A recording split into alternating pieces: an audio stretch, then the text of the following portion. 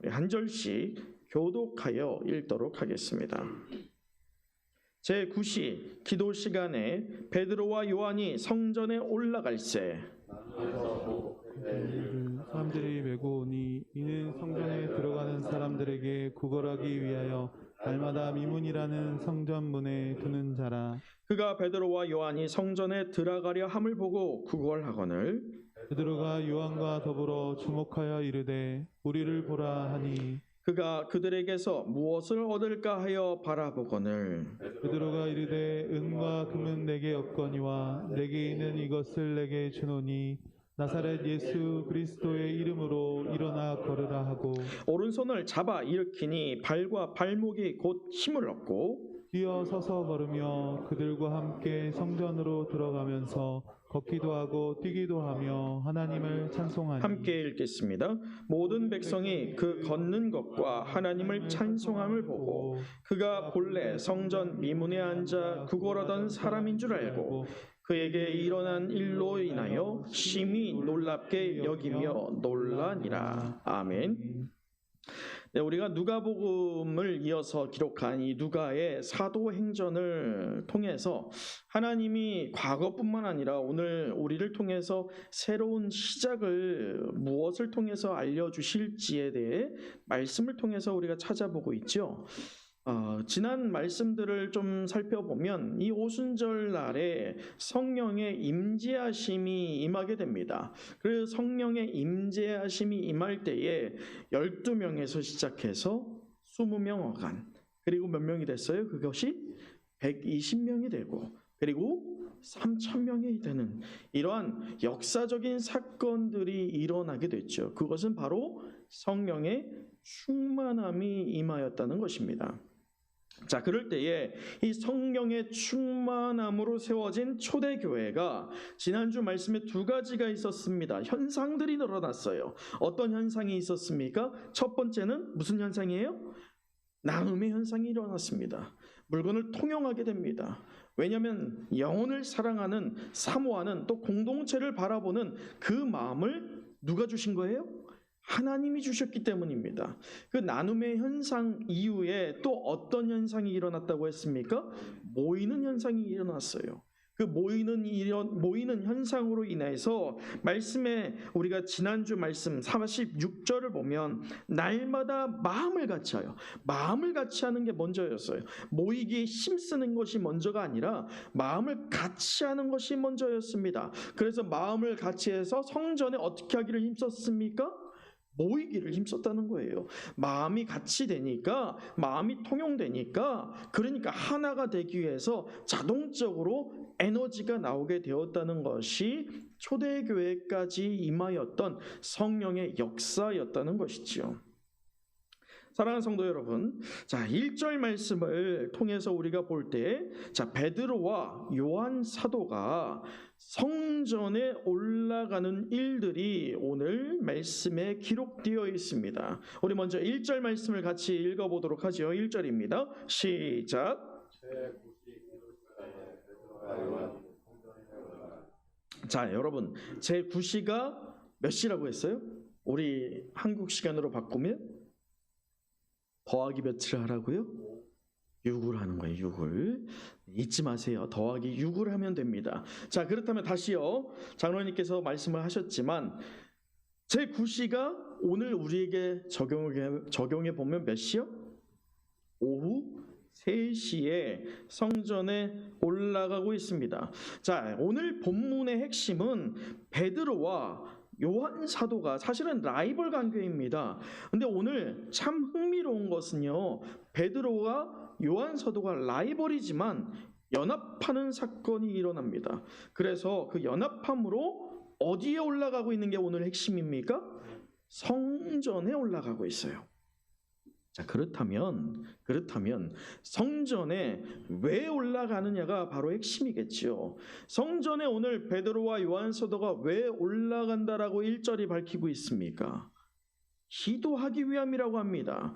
자, 이스라엘은요, 타미드라고 하는 것이 있어요. 타미드가 뭐냐면 정해진 시간에 예루살렘에 머무는 사람들은 성전에 왜 올라간다 표현하냐면 이게 이중 언어입니다. 이중 언어가 뭐냐면 첫 번째는 하나님을 예배하는 것 때문에 우리가 우러러 본다, 이런 의미로 올라간다를 표현하지만, 두 번째 의미로는 진짜 성전이 어디에 있어요?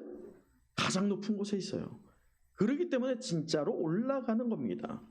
그런데 예루살렘 사람들, 예루살렘의 성에 머물고 있는 사람들은 실제로 성에 올라가는데 하루에 몇 번 올라가느냐? 그게 바로 타미르예요. 그 타미르를 보면 하루에 3번 올라갑니다. 그게 몇 시, 몇 시, 몇 시일까요? 바로 제3시, 6시, 9시입니다. 소위 369를 생각하면 돼요. 369예요. 자, 그러면 이걸 빨리 변화를 줘보시죠. 그러면 우리나라 시간으로 몇 시, 몇 시, 몇 시입니까? 9시, 12시, 오후 3시입니다. 이렇게 3번의 시간에 걸쳐서 예루살렘 성에 사는 사람들은 성전에 올라가서 하나님께 예배했습니다. 기도했어요. 자, 그렇다면 흩어져 있는 유대인들, 디아스포라 되는 유대인들은 어떻게 했을까요? 성전을 향하여서 똑같이 정해진 시간에 무릎을 꿇고 기도했더라는 것입니다. 이것이 이 타미르라고 하는 이 형식의 기도하는 모양이 다니엘서에서도 기록이 되는데, 다니엘의 6장에 보면 이 40일 동안 왕의 칙령이 내려집니다. 누구든지 왕 이외에 다른 어떠한 신이나 사람에게 절하는 자는, 예배하는 자는, 기도하는 자는 결단코 어떻게 된다? 죽으리라 라고 하는 칙령이 내려져요. 그런데도 불구하고 이 다니엘이 어떻게 했느냐? 우리 다니엘 6장 10절을 함께 보도록 하죠. 함께 읽어보도록 하겠습니다. 시작.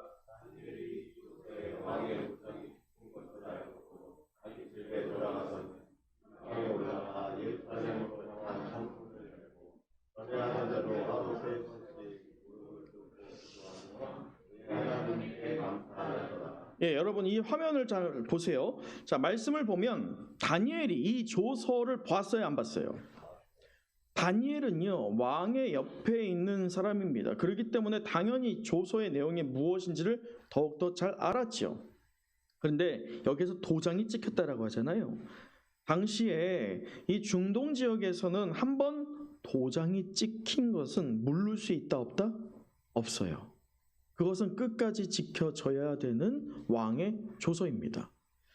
왕조차도 그것을 되물릴 수가 없어요. 새로운 조서를 또 나가지 않는 이상은 한번 나간 왕의 칙령은 변화될 수 없어요. 그게 바로 도장의 의미입니다. 근데 도장 찍힌 것을 알았다는 거예요, 다니엘이. 그러면서도 자기 집에 돌아가서는 이 윗방이 뭐였을까요? 왜 다락을 굳이 성경에서, 다니엘서에서 왜 표현했을까요? 그게 바로 기도의 처소예요. 다니엘이 항상 하나님과 만남을 가졌던 장소가 어디였다? 이 윗방이었다는 거예요. 여러분에게 묻습니다. 여러분에게 윗방은 어디이십니까? 하나님과 만나는 처소가 어디이십니까? 다니엘은 그 윗방에 올라가서 예루살렘을 향한 창문을 어떻게 했어요? 열었어요. 그리고 어떻게 합니까? 어떻게 기록되어 있어요? 무엇 하던 대로? 전에 하던 대로. 이것은 다니엘이 이전에도 어떻게 했다는 거예요? 항상 똑같은 패턴의 기도 형식을 가지고 있었다는 거죠. 하루에 몇 번? 자, 다시 한번 퀴즈요. 하루에 3번, 몇 시, 몇 시, 몇 시? 이스라엘 시간으로 369 이걸 기억하라니까요. 3시, 6시, 9시. 그걸 우리나라 시간으로 바꿨을 때는 어떻게 돼요? 9시, 정오, 오후 3시 이렇게 돼요. 근데 우리나라 시간으로 바꾸기 이전에 이 이스라엘의 시간을 알아야죠. 369입니다. 똑같이 이 369 시에 다니엘은 예루살렘을 향한 창을 열고 무릎을 꿇고 무엇을 했다는 것입니까? 기도했다는 거예요. 근데 기도할 때 다니엘이 처한 상황이 어떤 상황입니까? 기도하다 잡히면 어떻게 되는 상황입니까? 죽을 수 있는 상황이에요. 그렇다면 여러분이 동일한 상황에 처해 있다라고 한다면 여러분은 어떤 기도를 하시겠습니까? 하나님 이 대적들을 멸하여 주시옵소서. 하나님 나를 하나님의 강한 손으로 붙잡아 주시옵고 보호하여 주시옵소서. 그런 기도를 하겠지요. 근데 다니엘은 그러지 않았어요. 이 말씀에서 다니엘은 무엇했어요? 감사했어요. 바로 이러한 신앙이 오늘 우리에게 필요할 줄 믿습니다. 이러한 기도가 저와 여러분 또 우리 은성의 모든 영가족들에게 임하여야 할 줄 믿습니다. 이렇듯 유대인들에게 타미르라고 하는 것은요, 민족성을 뛰어넘어 종교성을 나타냈다는 거예요. 하나님께서 오늘 이와 같이 시간을 정한 기도를 또 형식적인 맞춰진 기도를 저와 여러분에게도 원할 줄 믿습니다. 아멘? 아니죠. 아니에요. 하나님께서는 그런 형식적인 기도를 우리에게 원하는 것이 아닙니다. 3시, 6시, 9시, 즉 9시, 12시, 3시에 기도하는 거 우리가 보할 때는 커 보입니까? 작아 보입니까? 커 보이죠. 그 시간에만 기도할 건가요? 그것이 커 보인다라고 한다면 상대적으로 내가 늘 하나님과 함께 하고 있다? 아니다? 함께 못하고 있다는 거예요. 하나님께서는 이 정한 때에 맞춰서 기도하는 것 참으로 중요합니다. 그런 의미에서 새벽 기도나 금요 성령 집회는 굉장히 중요하죠. 우리가 마음을 합하여서 기도하는 것뿐만 아니라 정해진 시간에 기도하는 거예요. 그런데 혹여나 그 정해진 시간에 기도하는 그것으로 하나님께 내가 나아갑니다. 하나님 내가 약하기 때문에 이 시간만큼은 하나님께 집중합니다. 이러한 마음으로 드려지는 시간이 되어야 되는데 그게 혹여나 누군가에게 자랑이 된다면, 나를 드러내는 징표가 된다면 그것은 하나님이 원하시는 기도가 아니라는 것이죠. 다니엘의 기도도 그러한 기도가 아니었고 오늘 베드로와 요한 사도가 보여지는 그 기도의 모습을 드러내기 위해서 성전에 올라가는 것도 그것이 아니었다는 것을 말합니다. 여러분, 오순절 날에 성령의 임재함을 체험한 베드로 사도와 요한 사도입니다. 자, 이들이 분명히 타미드라고 하는 이 유대교의 관습과 종교성에 있는 그 기도의 시간에 맞춰서 성전에 올라가고 있지만 묻 유대인들이 드렸던 형식에 걸쳐져 있는 또 드러내기를 원하는 그런 바리새인과 같은 기도의 모습이었을까요? 자, 여러분 로마서 8장 1절에서 2절을 한번 같이 읽어보도록 하지요. 로마서 8장 1절 2절입니다. 전 집사님? 왜 없어요? 네, 제가 한번 읽어드리죠. 이제 그리스도 예수 안에 있는 자에게는 결코 무엇이 없다? 정죄함이 없나니 이는 그리스도 예수 안에 있는 생명의 성령의 법이 죄와 사망의 법에서 너를 해방하였습니다. 말했잖아요. 생명의 성령의 법이 그것은 예수 그리스도를 내가 구주로 믿습니다라고 하는 그 신앙의 고백으로 인하여서 내 안에 성령에 충만해지는 은혜를 말하는 거예요. 그게 죄와 사망의 법이 무엇입니까? 율법이에요. 우리의 죄를 증명하고 우리가 사망할 수밖에 없다는 것을 말하는 게 바로 이 율법입니다. 그런데 이것에서 어떻게 했다? 해방시켰다라고 하는 거예요. 해방했다라고 하는 그 역사를 경험하고 있는 베드로와 요한 사도가 결코 유대인들의 타미드의 어떤 형식적인 것을 따라서 성전에 올라가지는 않았을 것이라 여겨집니다. 결론적으로 하나님은 오늘 본문의 베드로와 요한에게 틀에 박힌 종교성을 원하신 것이 아니라는 거예요. 또한 오늘 우리에게도 그런 형식에 치중된 기도와 예배, 물론 예배 형식 굉장히 중요합니다. 그러나 예배의 형식만 있고 그 중심이 부재하다라고 한다면 하나님은 그것을 기쁘게 받으시지 않는다는 것을 오늘 우리에게도 말씀하십니다.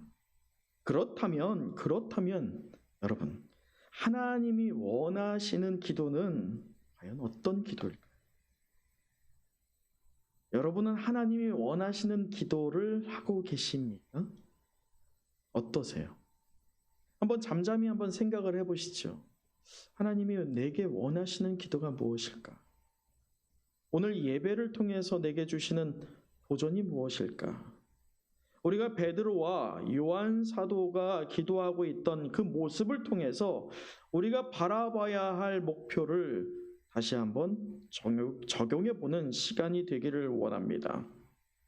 그런데요, 여기 한 가지 짚고 넘어가야 할 것이 있습니다. 분명한 것은 타미드 몇 번이요? 하루에?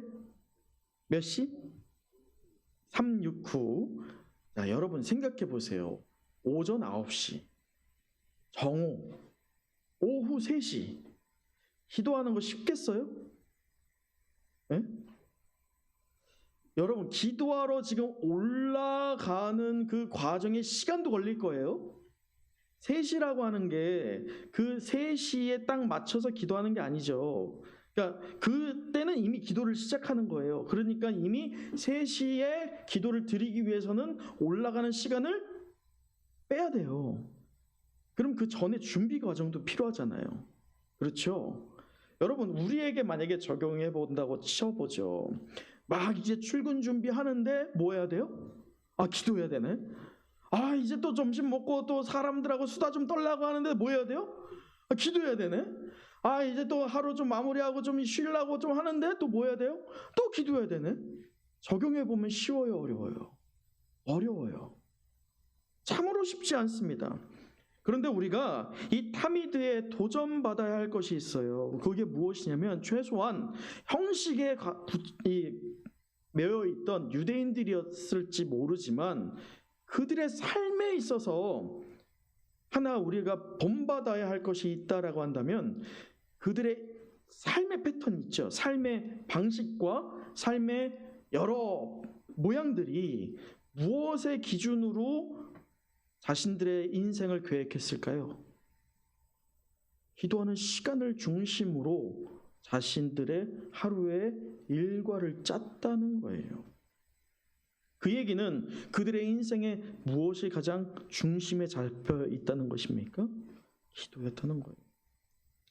여러분 한번 생각해 보십시오. 과거 80년대 또 90년대 한국 교회가 또 우리 은성교회가 얼마나 뜨거웠습니까?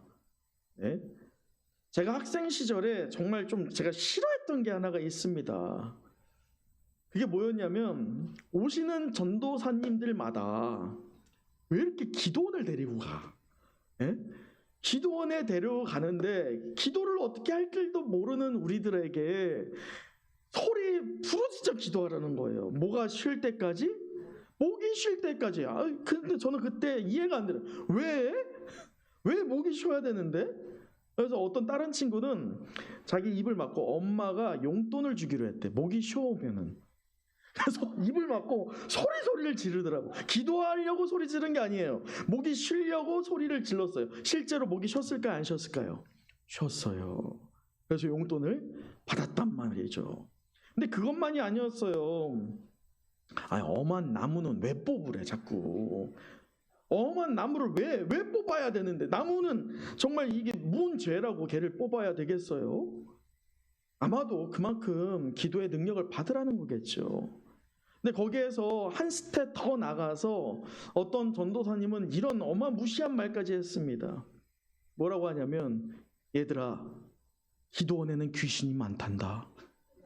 너네가 기도를 제대로 안 하면 그 귀신이 어떻게 된다? 너한테 들어간다. 그럼 왜 데리고 가는데 그런 데를?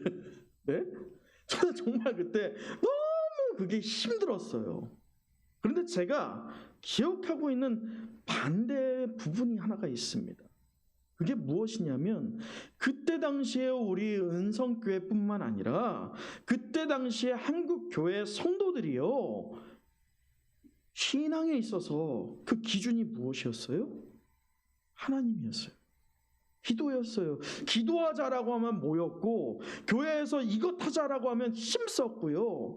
그리고 모임을 하면, 모임에 빠지면 절대로 안 된다라고 생각을 했던 시대가 있었어요. 물론 시간이 지나면서 이제는 우리가 소위 먹고 사는 것이 어려워지다 보니 그게 녹록진 않습니다. 그렇다고 해서 신앙의 본질이 달라질까요? 저는 그렇게 생각하진 않아요. 우리의 인생에 있어서도 그 기준이 과연 무엇에 위에 근거를 두고 있느냐에 따라서 내 신앙이 어떤 일이 몰아닥쳐 온다 할지라도 흔들리느냐 아니면 쉽사리 흔들리고 넘어지느냐, 그 결과가 자명하다는 것이죠. 사랑하는 성도 여러분, 기도는 능력이 있을 줄 믿습니다. 기도는 힘이 있을 줄 믿습니다. 이를 체험하고 싶지 않으십니까? 다시 회복하고 싶지 않으십니까? 체험하기를 소망하는 그 예배자를 통해서 하나님이 기도의 영을 풍족하게 부어주실 줄 믿습니다. 기도의 모습이 우리의 안에서 회복되어야 하기를 소망해야 된다는 거죠. 형식적인 기도가 아니라 내 삶의 중심이 온전히 하나님을 향합니다라고 하는 그 기도의 마음의 중심 말이죠. 오늘 베드로와 이 요한 사도가 보여주고 있는 그 기도의 모습에는 몇 가지 영적 비밀들이 있습니다. 그 첫째가 무엇이냐? 그 첫째 같이 한번 보도록 하죠. 같이 읽어볼까요? 시작. 다시 한번요. 시작. 성령 충만한 성도는 능력이 있다. 자, 여러분 가슴에 손을 얹어 보세요. 그리고 저를 따라합니다. 성령 충만한 나는 능력이 있다. 아멘. 아멘. 하나님께서 그 능력을 부어주실 줄 믿습니다. 1절을 다시 한번 읽어보도록 하죠. 1절 말씀입니다. 시작.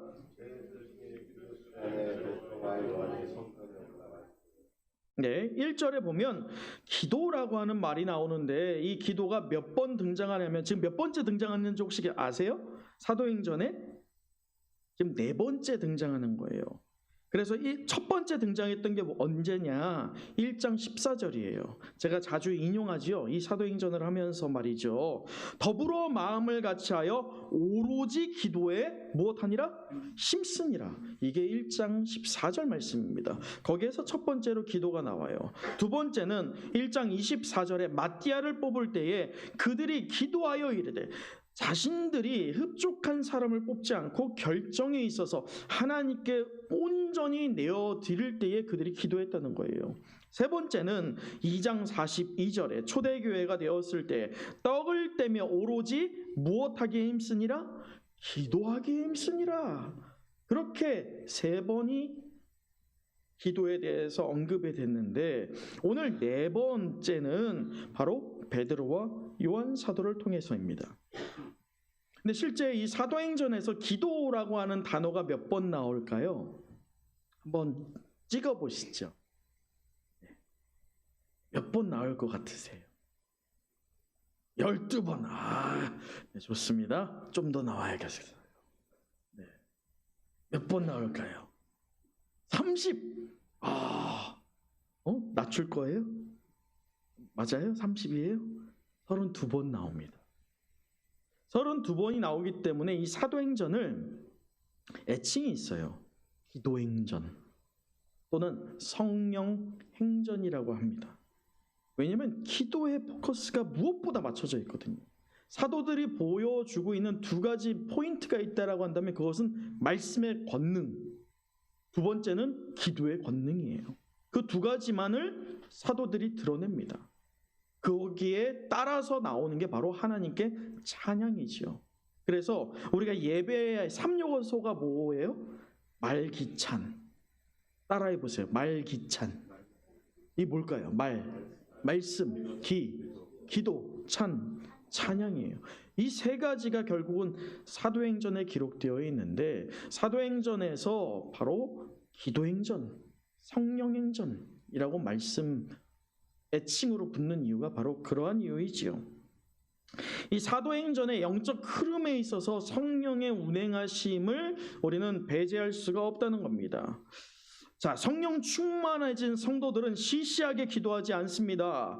열정적으로 뜨겁게 기도할 수밖에 없게 됩니다. 왜냐? 그에게 기도는 절실한 것이었기 때문이죠. 그래서 성령 충만해진 성도라고 한다면 기도의 능력도 강하게 체험하게 될 줄 믿습니다. 그들은 그래서 기도의 맛을 알기 때문에 기도에 전념하게 되죠. 여러분, 고기도 먹어본 사람이 먹어요. 많이 먹어본 사람이 고기 맛을 알아요. 어떤 연예인이 그 맛도 내가 먹어본 맛이니까 안 먹어도 된다 이 말을 하는데, 그 맛을 먹어봤으니까 그게 생각나니까 먹지. 저는 그래요. 그 맛이 어떤 맛인지 알잖아. 너무 맛있는 맛. 그러니까 먹어야지. 그런데 기도도 성령의 능력의 맛을 체험한 사람이라고 한다면 기도에 쉼이 있을 수 있다 없다? 없다는 거예요. 할렐루야. 기도의 능력이 우리에게 살아 숨쉬기를 간절히 소망합니다. 성령의 충만함으로 하나님께 기도하기를 힘쓰는 베드로와 요한 사도는 성전에 기도하기 위해서 올라가면서 어떤 일을 만나느냐, 우리 2절 말씀을 보도록 하죠. 2절 같이 한번 읽어보도록 하겠습니다. 시작. 사람들이 성전에 들어가는 사람들에게 기도하기 위하여 날마다 미문이라는 네, 여러분, 날마다 미문에 두었던 나면서부터 어떤 이에요? 목걷던이에요. 소위 불구입니다. 얼마나 이 측은지심이 들겠습니까? 아무래도 그 측은지심 때문에 마치 중풍병자를 4명의 친구가 달아서 내렸던 것처럼 매일 성전 미문이라는 곳에 업어나랐던 사람들이, 이 동역하는 사람들이 아마 있었던 것으로 보여집니다. 근데 그를 만나는데, 자, 그가 성전 문 앞에 있을 때 3절, 베드로와 요한이 성전에 들어가려 함을 보고 어떻게 합니까? 구걸합니다.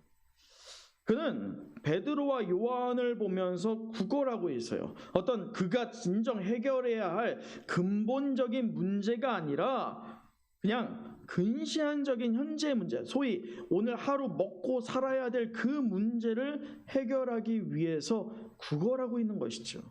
여러분, 어찌 보면 이 성전 미문 앞에 있는 나면서부터 불구되었던 자가 오늘 성도의 모습이 아닐까 싶습니다. 오늘을 마주하고 있는 우리 한국 교회의 성도와 교회의 모습이 아닐까 싶어요. 그가 정말 필요한 것이 무엇이어야겠습니까? 근본적인 문제, 육체의 치유 또는 예수 그리스도를 내가 인격적으로 만나서 나 역시나 성령 충만해지는 변화된 사람이 되는 게 그에게 근본적인 이유, 근거가 되어야 할 것인데 그는 근시안적인 문제만 보고 있어요. 오늘 성도와 교회 역시나 근시안적인 문제, 당장 코로나와 맞물린 그 상황만을 보고 넓게 보지 못하고 있다는 것이죠. 그 너머에 하나님께서 역사하실 더 큰 능력을 보지 못하고 있는 영적 불구와 같은 모습이 혹여나 우리에게 있지는 않는지 우리는 점검해야 한다는 것입니다. 반면에 여러분, 성령 충만해진 이 베드로와 요한은 어떤가요?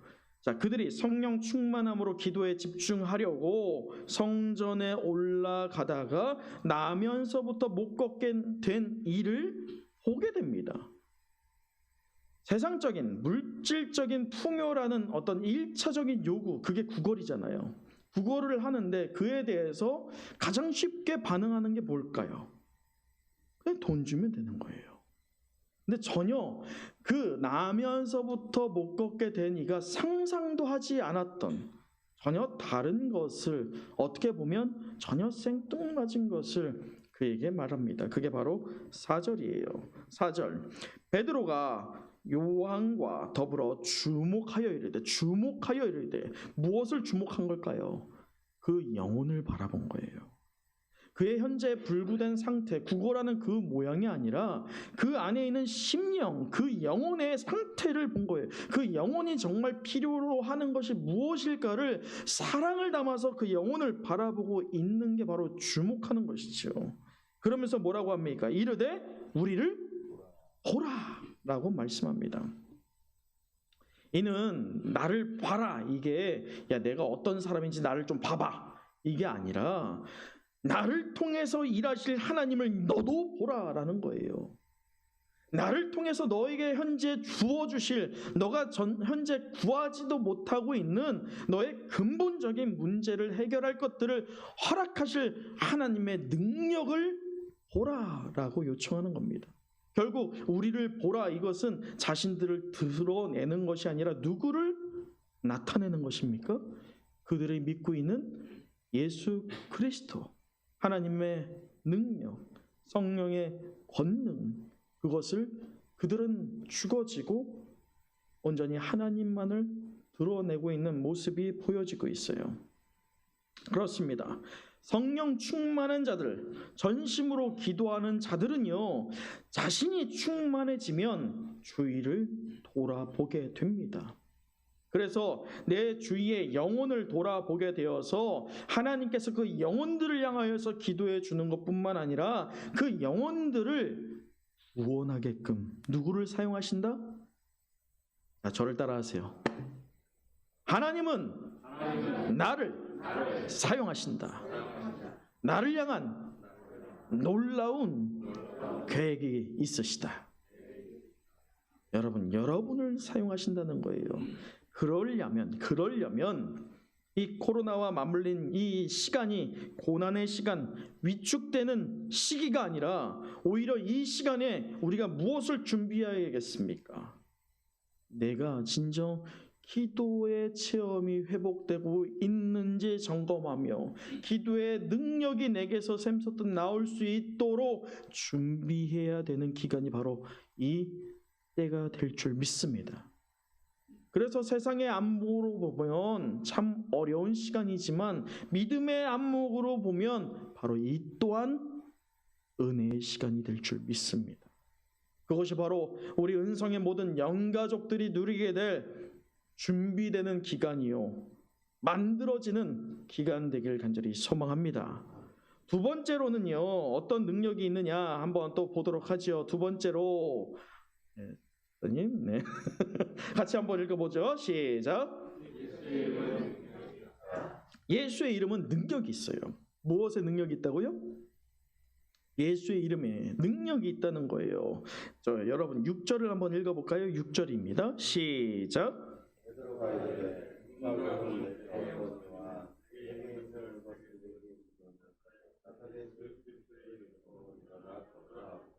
네, 여러분 은과 금, 이게 어떻게 보면 단순한 광물이 아니라 주조된 화폐를 말합니다. 결국 뭐예요? 돈이에요, 돈. 돈을 말하는 겁니다. 여러분, 세상 사람들은 돈만 있으면 무엇이든지 다 할 수 있다고 합니다. 저는 또 그 말 들었어요. 야, 돈이 있으면 제일 살기 좋은 나라가 어디야? 우리나라야. 그 말을 들었어요. 근데 그 말을 들으면서 너무 속상한 게 그 말이 맞아요, 틀려요? 맞아요. 돈 있으면 떵떵거릴 수 있는 때가 바로 우리나라인 것 같아요.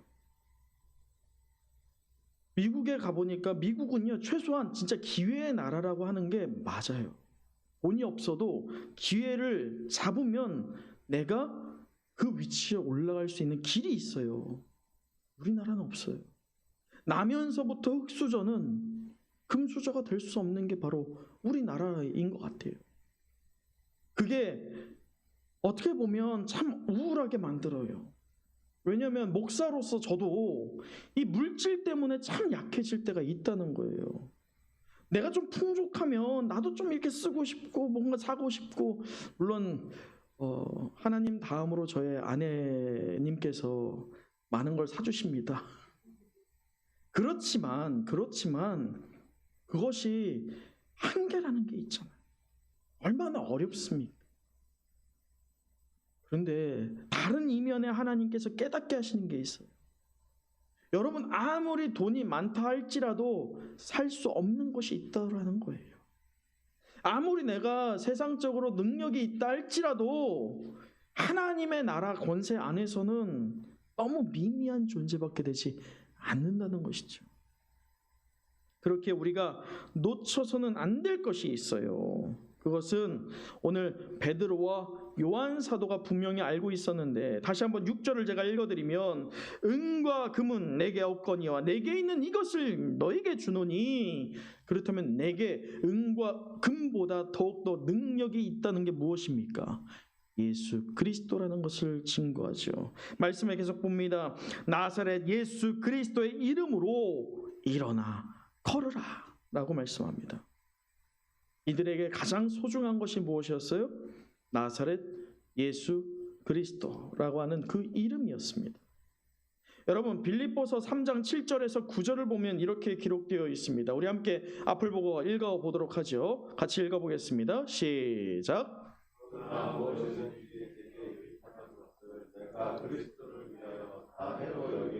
자, 여러분 이걸 보세요. 7절에 내가 그리스도를 위하여, 이전에는 유익하던 것들이 있었어요. 내가 떵떵거릴 수 있었던 근거들이 있었어요. 그러나 그것들이 이제는 예수 그리스도를 내가 받아들이기 위해서는 다 무엇이 된다는 겁니까? 내게 해가 된다는 거예요. 영적으로 나를 넘어뜨리는 장애물이 된다는 것이죠. 8절도 읽어보도록 하죠. 같이 읽겠습니다. 시작. 또한 모든 것을 해로 여김은 여러분, 내 주 그리스도 예수를 아는 지식이 과연 무엇입니까? 그게 하나님의 말씀에 권능될 줄 믿습니다. 그래서 말씀이 우리에게 샘솟듯 있을 때에 그 이후의 말씀에 내가 그를 위하여 모든 것을 잃어버리고 버리겠다는 거예요. 잃어버린 게 그냥 정말 잃어버린 게 아니라 스스로 잃어버리겠다는 거예요. 기억하지 않겠다는 거예요. 그리고 무엇으로 여기겠다? 배설물로 여기겠다. 자, 9절까지 읽어보도록 하죠. 같이 읽겠습니다. 시작. 그래서 너희를 아니 내가 가진 그것과 난 것이 아니고 우리 그리스도를 믿음으로 말미암은 것이고 믿음으로 하나님께로부터 나는 여러분, 궁극적으로 오늘 빌립보서를 통해서 사도 바울이 고백하고 있는 것과 베드로와 요한 사도가 증명하고 있는 이 핵심이 무엇이냐? 예수 그리스도의 능력, 즉 예수 그리스도가 나의 구주되었다라고 하는 그 믿음으로 인해서 하나님이 그것을 나의 의로 여긴다는 거예요. 내가 무언가 봉사했고 내가 무언가 헌신했고 얼마나 헌금했고 이런 것들이 아니라, 공덕으로 쌓아놨던 것들이 아니라 그 중심, 예수 그리스도가 나의 구주 되십니다라고 하는 그 믿음의 고백을 하나님께서 우리의 의로 여긴다라는 것을 베드로와 요한 사도뿐만 아니라 사도 바울도 깨달았고, 오늘 저와 여러분도 동일하게 깨닫기를 소망합니다. 그렇기에 일어나 걸으라 라고 할 수 있었던 그 이유가 무엇입니까? 그들이 예수 안에 있었기 때문에 예수 안에서 무엇이든지 할 수 있다라고 하는 강한 믿음이 든든히 그들에게 뿌리를 내리고 있었기 때문에 일어나 걸으라 라고 말할 수 있더라는 거예요. 여러분, 한때 흥행했던 영화가 하나가 있었어요. 혹시 베테랑이라는 영화 아시나요? 그 베테랑이라는 영화에서 주인공 역할을 했던 황정민 씨가 했던 대사 하나가 저한테 그렇게 아리게 만들더라고요. 그 대사가 무엇이었냐면, 한번 따라해 볼게요. 야, 우리가 돈이 없지 가오가 없냐? 이거였어요.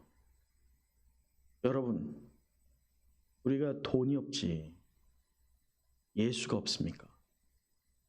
예수의 능력이 우리에게 충만한 것을 사모하는 예배자가 될 때, 세상 모든 만물을 창조하신 그 하나님께서 우리의 삶을 책임지시는 것뿐만 아니라 부족한 것을 채워주시고, 또 아픈 부위를 싸매어 주시고, 또 우리가 두려워하고 겁내하는 것들을 능히 이기게 하실 줄 믿습니다. 그것이 바로 살아계신 하나님의 능력이요, 예수 그리스도라고 하는 그 이름이 갖는 능력될 줄 믿습니다. 나면서 못 걷게 되니 그가 오른손을 잡아 일으키니 발과 발목에 곧 힘을 얻고 뛰어서서 걸으며 그들과 함께 성전으로 들어가면서 걷기도 하고 뛰기도 하며 하나님을 무엇했다고 합니까? 찬송했다라고 합니다. 여러분, 한 명의 인생을 바꿨어요. 한 명의 인생을 바꾸는 것은요, 기적과도 같은 일입니다. 내가 아무리 잘났다 할지라도 우리 개인으로는 한 명의 인생을 바꿀 수가 없어요. 그러나 그것을 바꾸는 이는 바로 예수 그리스도 될 줄 믿습니다. 바로 그것이 그 이름이 갖는 권능이라는 것이죠. 권세라는 것입니다. 잊지 마십시오. 이 세상 그 어느 누구보다도 여러분 이미 부자이십니다. 누가 있기 때문에? 예수가 있기 때문에. 나는 부자야 라고 말할 때에 예수님께서 그 능력의 이름을 우리에게 허락하사 진정 풍족하고 누리는 인생으로 만져주실 줄 믿습니다. 말씀을 마치겠습니다. 오늘 예수 그리스도 그 이름의 능력이라는 제목으로 우리가 은혜의 말씀을 나눴는데 마지막으로 10절을 같이 읽어보도록 하죠. 10절입니다. 시작. 원래 성전이 모든 사람이 그에게 일어나는 것을 이미 놀랍게 여기며 여러분, 오늘 베드로와 요한은 그리스도를 통하여서 성령 충만해졌고 전인격적으로 변화되었으며 또 그들이 다른 한 명을 변화시키고 있습니다. 그 한 사람이 나면서부터 불구되었고 그 누구에게도 기대감 갖지 않았던 하찮은 인생이었을지 모르지만 최소한 오늘 이 말씀에서는 하나님께서 조명하시고 예수님께서 바라보셨던 딱 한 명이 있다면 그것이 바로 나면서부터 불구되었던 자였습니다. 그가 끝내 그 은혜로 인하여서 예수 그리스도를 찬송하고 있습니다. 예수 그리스도 그 이름의 능력이 오늘 여러분에게 역사하실 것을 소망하길 간절히 간구합니다. 그래서 하나님을 찬송하는 복된 인생 되기를 간절히 소망합니다. 우리의 인생의 끝에 약속하신 본향에서 의의 면류관이 우리에게 이미 예비되었음을 믿음으로 붙잡으시고 나를 통해서 내가 맺고 있는 관계 안에 내 연약한 가족들을 향하여서 하나님 나를 통해 변화됨이 일어날 수 있도록 허락하여 달라고 간구할 때에 그 심히 사람들이 놀라였던 것처럼 우리를 통해서 세상이 놀라고 세상 또한 생명의 역사함을 통하여서 예수 그리스도를 증거함을 통해 변화되길 간절히 소망합니다. 기도하겠습니다.